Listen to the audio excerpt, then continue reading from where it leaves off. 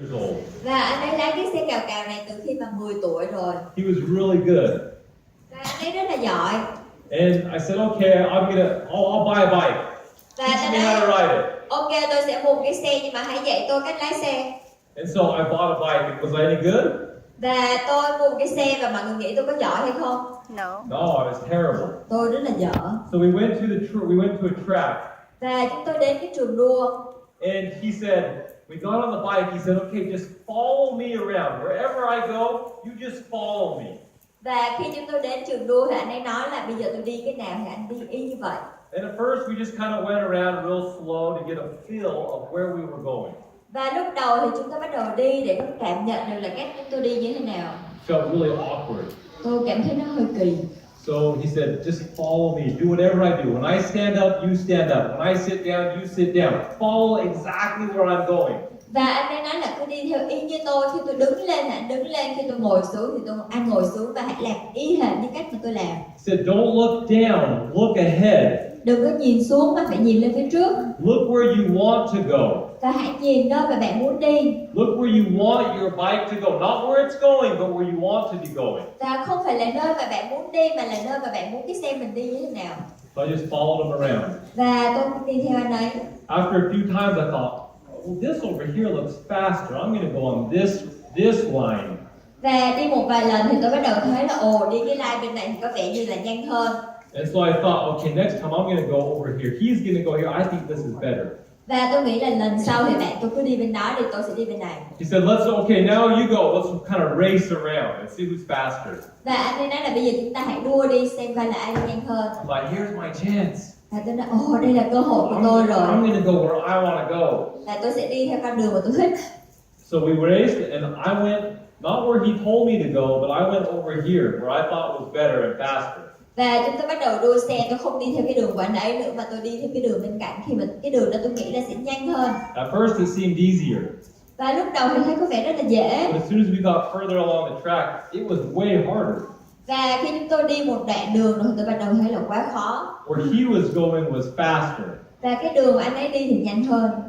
He knew where to go. He had been doing this a lot longer than me. Anh ấy biết cái con đường đi và đã làm công việc này lâu hơn tôi rất là nhiều rồi. He just told me, watch. He got back to the starting line and said, you didn't listen to me. Watch and focus where I go. Follow where I am going. Và khi chúng tôi đến cái vạch đích thì anh ấy nói là anh không có lắng nghe tôi. Đáng lý là anh phải đi theo cái con đường mà tôi đi và nhìn theo cái cách mà tôi đã làm. He said, when you're over there, you're looking down. You're not looking up where you want to go. Và khi mà anh ở cái vị trí đó thì anh nhìn xuống dưới chứ anh không nhìn thấy cái con đường phía trước mà mình muốn đi. See, my focus was off. Và cái sự tập trung của tôi thì đã bị giảm đi. I was just right here. We need to be focusing out ahead. Và tôi ngay ở đây thôi, cái điều quan trọng là chúng ta phải tập trung vào phía trước. So that's one of the fast, fun, dangerous things I like to do. Và đây là trong những cái điều mà nguy hiểm và nhanh mà tôi thích làm. The other, I went and raced cars a few years back. Và một vài năm trước thì tôi đi đua xe. You guys ever seen NASCAR or Formula One? Có ai xem cái NASA hoặc F1 chưa? You seen that? This was a NASCAR. I think, we'll play a quick NASCAR video. You'll see how fast these guys are going. Và chúng ta sẽ xem một cái đoạn video thôi và sẽ thấy là người ta đua xe nhanh như thế. They're doing? Và tập trung vào những điều họ đang làm. So we were racing. So we went to this race school. It was like a 3-day school. Và chúng tôi đi học cái lớp đua xe 3 ngày. The first thing they did is they put us in a classroom. Và cái điều đầu tiên họ đưa tôi vào một cái lớp học. I said, I didn't come here to sit in the classroom. I want to get in the car. Và tôi nói tôi không có thích đến đây để vô lớp học mà tôi muốn ngồi vào xe. I know how to drive a car. Put me in the car. Tôi biết lái xe mà cho tôi vào xe ngồi đi. I don't need to sit here in this classroom. Tôi không thích ngồi trong lớp học này. We sat in the classroom. Nhưng mà chúng tôi phải ngồi trong lớp học. They said, we're going to teach you how to drive. Và họ nói là được rồi, chúng tôi sẽ dạy anh lái xe. If you don't pay attention, you don't listen, you could die. Và nếu như bạn không lắng nghe và bạn không tập trung thì bạn có thể chết. I thought, this sounds good now. I like this. Và nghe có vẻ vui, thích ở đây. Yeah, someone could die. Okay, now we want to do this. Và một vài người có thể chết thì được, cứ thích cái trò này. After that, we went out and got in a big van. It was like a 15-passenger van. Và sau đó thì chúng tôi đến ngồi vào một cái xe tải to khoảng 15 khách. And we all got in and they drove around the track really slow. Và chúng tôi ngồi trên xe và họ đi vòng vòng trên cái trường đua rất là chậm. Like every corner they stopped and they said, okay, here's where you're going to turn. Và mỗi cái góc thì họ dừng lại và họ nói là đây là lúc mà chúng ta cần rẽ. When you're at this corner, you need to look down to the next corner or two. Và khi mà bạn ở cái góc này thì bạn cần phải nhìn cái góc kia hoặc là cái góc xa hơn nữa. Don't just be looking here. Don't look at your steering wheel. You got to look forward. Đừng có nhìn vào vô lăng mà phải nhìn vào phía trước. We went around the whole track like that, really Và slow. chúng tôi đi suốt cái đường đua đó rất là chậm. Then we went and we got in that car. Và chúng tôi đi vào cái xe đó. And they said, okay, you're going to have an instructor by you and there's someone in front of you. Follow the car in front of you. It's the teacher. Và bạn sẽ có một người ngồi bên cạnh bạn để hướng dẫn cho bạn vào một cái xe lái phía trước và cứ đi theo cái đó, cái xe đó sẽ hướng dẫn cho bạn. Don't go where you want to go. Follow that car. Và đừng có đi theo hướng mà mình muốn, cứ đi theo cái xe đó. So we drove around the track. Và Pretty chúng tôi slow. đi trên cái đường đua đó rất là chậm. And then we kind of went faster the next time. Và lần tiếp theo thì chúng tôi đi nhanh hơn một chút. We did this a few times following that car. Và chúng tôi làm cái điều này một vài lần, cứ đi theo cái xe đó. Then we stopped and got out and we had some more instruction. Và chúng tôi dừng lại đi ra ngoài và học thêm một vài điều nữa. They did this before they let us go by ourselves around the track. Và họ làm điều này trước khi họ cho chúng tôi lái xe một mình trong cái đường đua. Do you see any similarity to this? Mọi người nghe có quen không? Right? Between riding a dirt bike, cars, our business, our lives. Và dù là lái xe cào, lái xe ô tô trong công việc cũng như trong cuộc sống. Right? We have great mentors and teachers in our lives that can show us the easier way to do things. Và chúng ta có những người tư vấn, những người thầy có thể dạy chúng ta cách làm dễ hơn và nhanh hơn để làm điều này trong cuộc sống. We just need to listen to them and follow them. Chúng ta chỉ cần lắng nghe và đi theo họ mà thôi. We need to focus on what they've taught us. Chúng ta cần phải tập trung những điều mà họ dạy chúng ta. And we need to look forward Và chúng ta cần nhìn về phía trước and see what's coming. và nhìn xem điều gì đang tới. Don't go through life like this, looking down. Đừng có sống mà lúc nào cũng nhìn chằm chằm xuống đất. You gotta look up. Bạn phải nhìn lên. A lot of people think the path, your plan is just a straight arrow to success. Và có rất là nhiều người đây, kế hoạch thành công của tôi đi một thẳng một đường. But really, there's lots of obstacles in the way. Nhưng thực tế thì sẽ có rất là nhiều chướng ngại vật trên con đường. And if you're here, stuck, Và right? nếu như bạn bị kẹt ở đây Just looking down, và cứ chỉ nhìn xuống mà thôi, you're not going to see the next, your goal up here, bạn sẽ không nhìn thấy mục tiêu của bạn ở trên này or the finish. hoặc là cái đích đến. Right? Focus on what you want, way out in the future, Và hãy tập trung vào những điều bạn muốn trong tương lai, wherever you are on your journey. dù là bạn ở đâu trong cuộc hành trình của mình. I was looking for this picture, something like this, and I found this. This is kind of funny. Và tôi nhìn thấy tôi đang tìm kiếm cái bức tranh, những cái bức tranh ở trước và tôi tìm thấy cái bức hình này. Right? This is kind of like, this is the path to success. It hurts, it's painful. Và đây là con đường thành công, bạn thấy thì nó sẽ đau đớn. It's not easy. Nó không dễ dàng. It can be, there are times that it's easy and times that are really fun, but usually anything of value takes a lot of effort. Và sẽ có những lúc rất là vui, rất là dễ dàng, nhưng thực sự những gì có giá trị thì bạn phải nỗ lực rất nhiều. I'll tell you, one of the reasons I signed up for New Skin. Và tôi muốn chia sẻ một điều, lý do tại sao tôi sign up với New Skin. He's probably never heard this. Maybe I told him, but he's here today, and I'm going to tell him. Và không biết là anh ấy đã nghe chưa, nhưng mà anh ấy có mặt ngày ở đây ngày hôm nay, cho nên tôi sẽ chia sẻ với anh And I'll ấy. tell all of you. Và tôi cũng muốn chia sẻ với tất cả mọi người. So I heard about New Skin. I thought, okay, this sounds maybe okay. I heard from a guy named Kenton Worthington. You guys have heard his name. Và tôi nghe về New Skin, tôi nghĩ là cũng có thể. Và tôi nghe được cơ hội đã từ Kenton, và có thể mọi người cũng biết anh Kenton rồi, đúng không? So then I went and met with the guy. His name was Nathan Ricks. Và sau đó thì tôi gặp một người tên là Nathan Ricks. And he drew out the compensation plans for me. Và anh ấy vẽ cái chính sách trả thưởng cho tôi. And it looked really hấp dẫn, huh? Rất là hấp dẫn. Có đúng không? Em có thể có rất nhiều tiền, hả? Làm New Skin. Wow! Mình được giàu có, hả? Nathan hỏi, he asked, so that it looked really great. There was lots of money to possibly be made with the compensation plan. Và nhìn cái chính sách giải thưởng có vẻ rất là thú vị và có thể có được rất là nhiều tiền có thể kiếm được dựa vào cái chính sách này, đúng không? And he said, "Do you want to know?" I don't even remember. You said, "Do you want to know the secret?" Và nếu thầy nói với tôi là anh có muốn biết bí mật là gì hay không? I said, "Yeah, I do." Có chứ. He said, "It's hard work." Đó là làm việc chăm chỉ. And I loved it. Và tôi thích cái điều đó. Because something that I know, something that I learned from the time I was young, Và một vài điều tôi học được từ khi mình còn rất bé, is how to work hard. đó là làm thế nào phải làm việc chăm chỉ. And that if you're going to be successful, it's going to take hard work. Và muốn thành công thì bạn cần phải nỗ lực.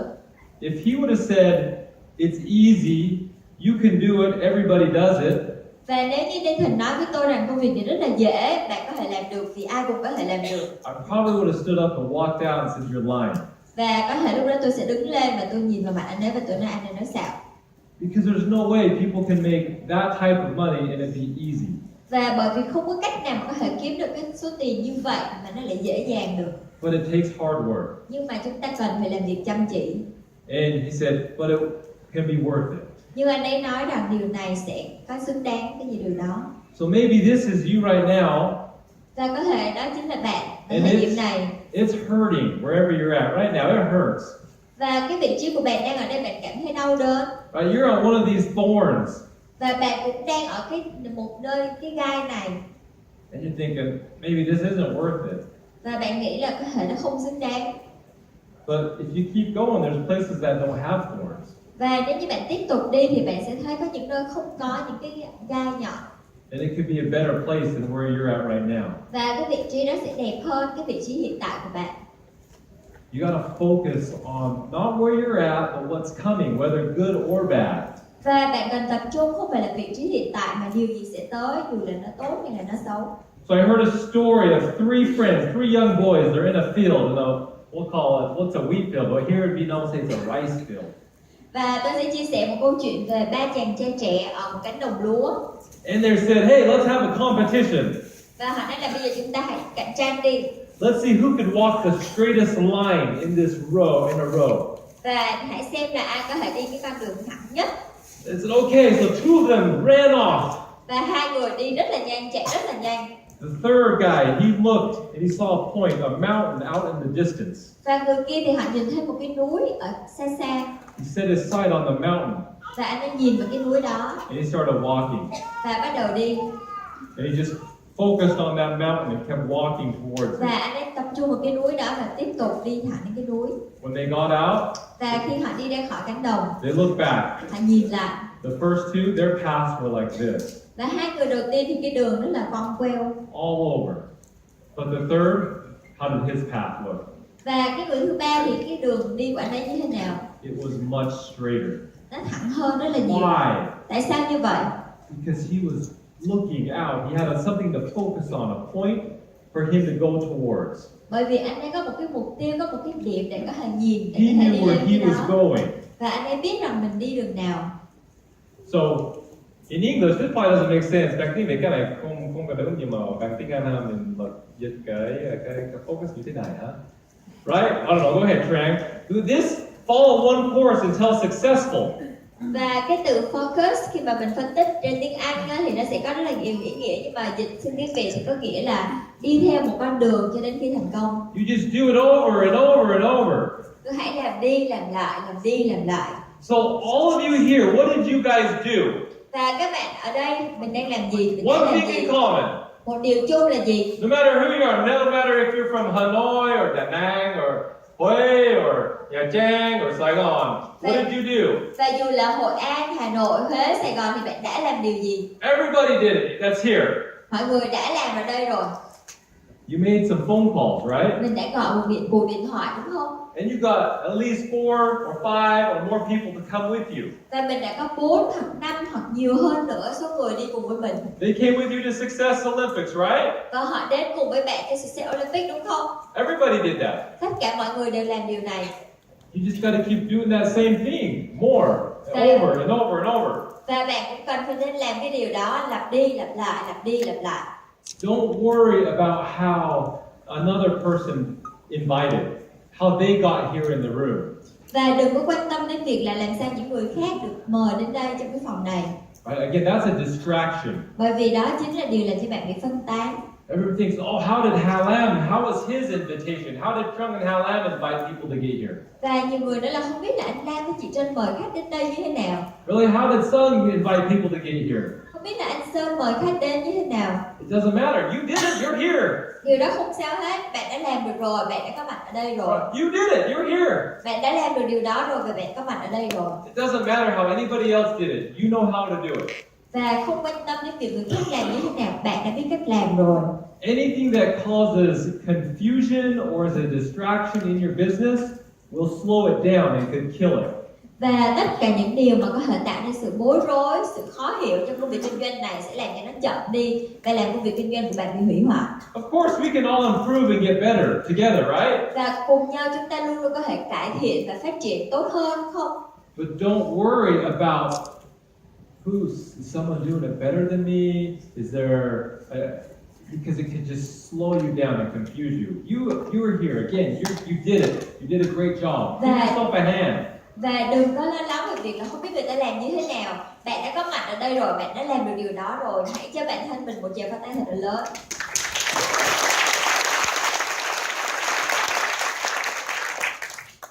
So everybody knows this guy, right? Mọi người đều biết anh này đúng không? I love this. He said deciding what not to do is as important as deciding what to do. Và anh ấy có một câu nói tôi rất là thích, đó là đưa ra quyết định không làm gì cũng quan trọng như quyết định mình sẽ làm gì. People always here in Vietnam, they were always looking for something new, right? Và người Việt Nam ở đây thì chúng ta luôn luôn tìm kiếm cái gì đó mới đúng không? Người Việt Nam thích là hay là người Việt Nam có một cái cao hơn, người Việt Nam thích gì? Thích cái cao, thích cái mới ha? Phải đúng không? And there's so many new things. What do I do? I gotta be over here. Wait, over here. You gotta decide what not to do. Và bạn bắt đầu nghĩ, tôi muốn làm cái này, tôi muốn làm cái kia, tôi muốn làm cái kia nữa. Bạn phải đưa ra quyết định rằng điều gì mình không muốn làm, không làm.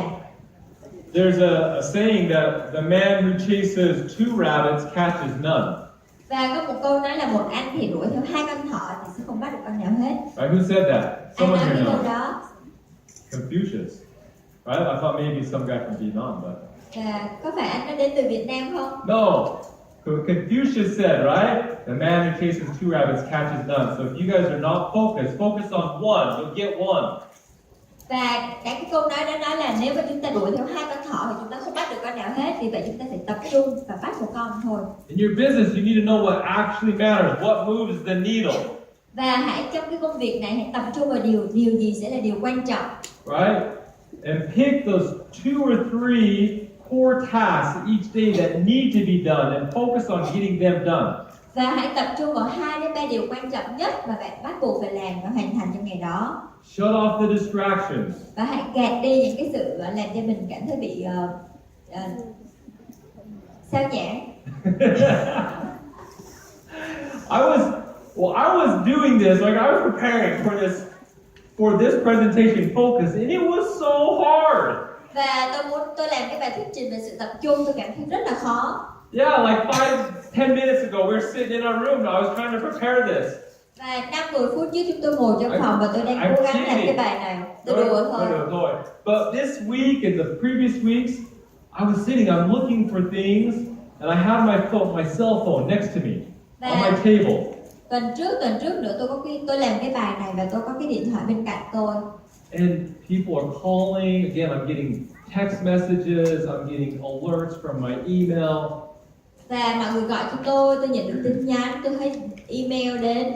It was terrible. Finally, I turned my phone over. I'm like, I can't look at it. Và tôi nói là bây giờ tôi sẽ lật cái điện thoại xuống, không thể nhìn thấy cái điện thoại nữa. And then I'm like, I gotta get rid of it. Like it's too big of a temptation just sitting there.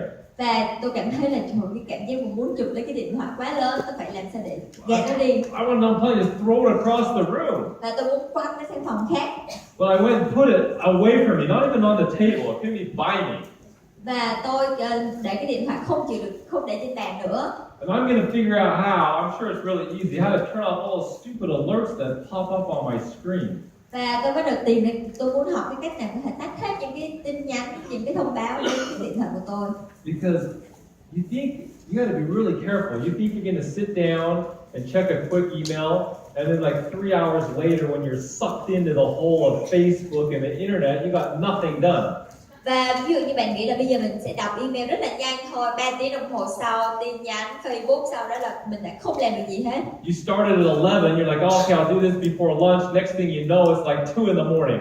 Và bắt đầu lúc 11 giờ mình nói là sẽ xong cái này trước khi buổi trưa, và bắt đầu tỉnh dậy thì đã thấy 2 giờ sáng rồi. Right? Đúng không? Who's done that? Ai đã làm cái điều I này? know I'm not the only one. Tôi biết là tôi không phải là người duy nhất đâu.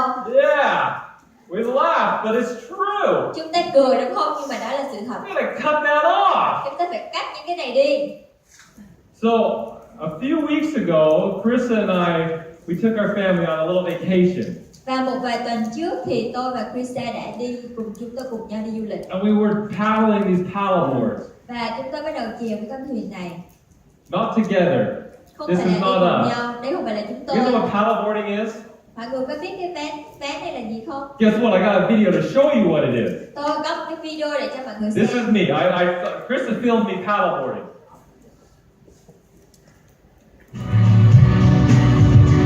Ôi trời.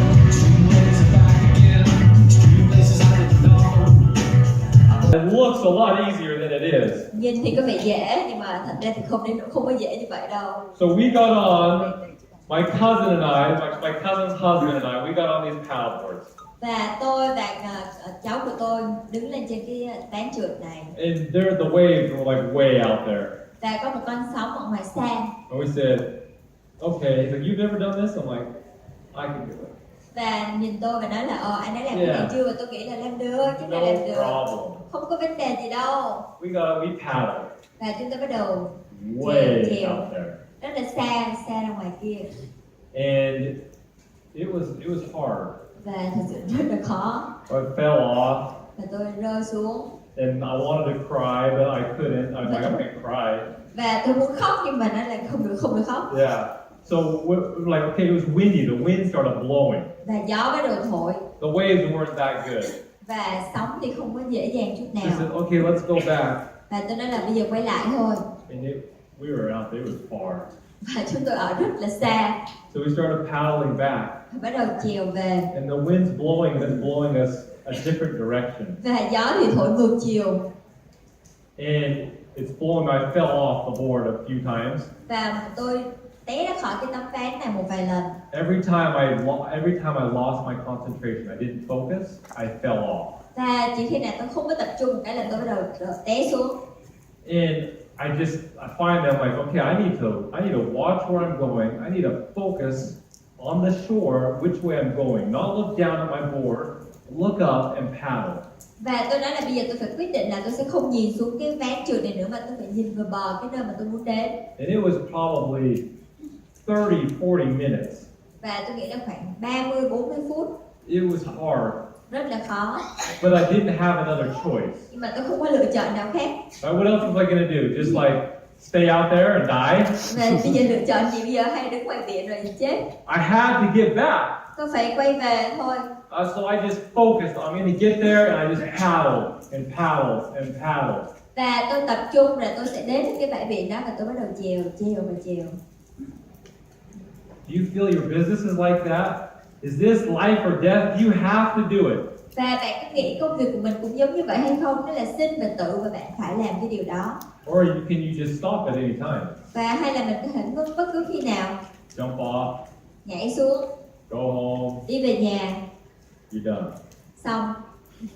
The unfortunate thing is, it's not life or death. Và rất là tiếc là bởi vì nó không là chuyện sinh tử.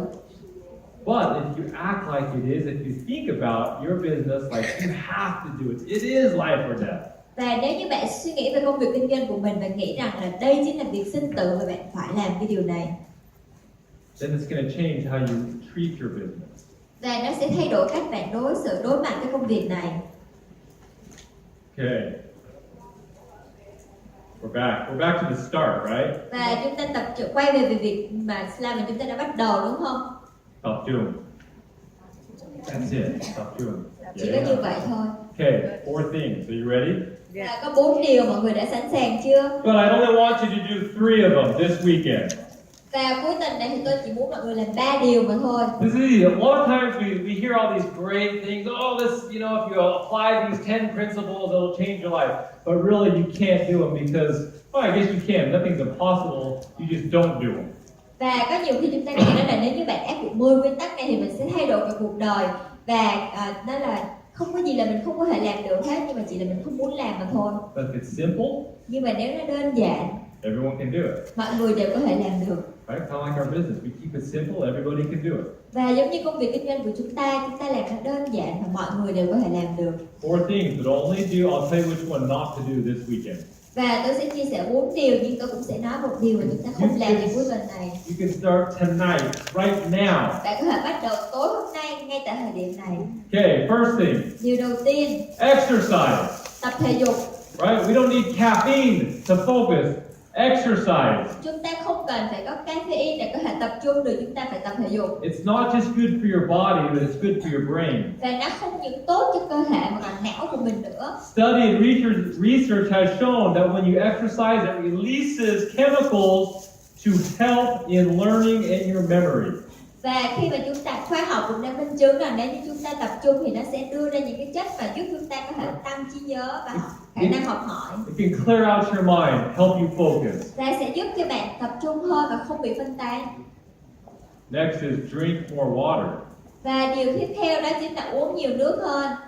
2012 study in the Journal of Nutrition showed that mild dehydration. Và nghiên cứu về dinh dưỡng năm 2012 cho thấy rằng là nếu chúng ta cảm thấy là bị thiếu về nước. Thiếu về nước, ok, yeah.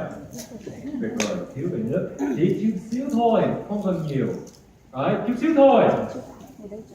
Can affect our attention, our ability to focus and concentrate. Và nó sẽ ảnh hưởng đến cái khả năng của chúng ta có thể tập trung được. You need to drink. Yeah, I love it. I see all these people opening the water, starting to drink. I gotta drink. I Quá gotta nhiều người bắt focus. đầu bỏ chai nước Yeah, ra see? tập trung. Quick studies, quick learners. Học rất là nhanh. That's why you're here in the 5 plus. You're Đây là lý smart. do tại sao các anh You chị did ở it đây really cũng fast. làm chậm. Mọi người làm rất là nhanh. You need to drink before you're thirsty. Và bạn cần phải uống nước trước khi mà bạn khát nữa. Right? If you're thirsty, you're already dehydrated. Like right now, I'm super thirsty, probably because I've just sweated like 10 gallons of water. Và bây giờ thì tôi đang rất là khát đây, bởi vì đã chạy ra gần là 10 lít nước rồi. Yeah. Before you're thirsty, you need to drink. Và trước khi bạn khát thì bạn đã nên phải uống nước rồi. Right? That's pretty easy. Điều đó rất là dễ đúng không? Again, studies show it helps with focus. Và chúng ta đã có nghiên cứu rằng là điều đó sẽ giúp chúng ta có thể tập trung tốt hơn. Okay. Number 3. Và điều thứ ba, And this one we're not going to focus on. We're not going to do this weekend.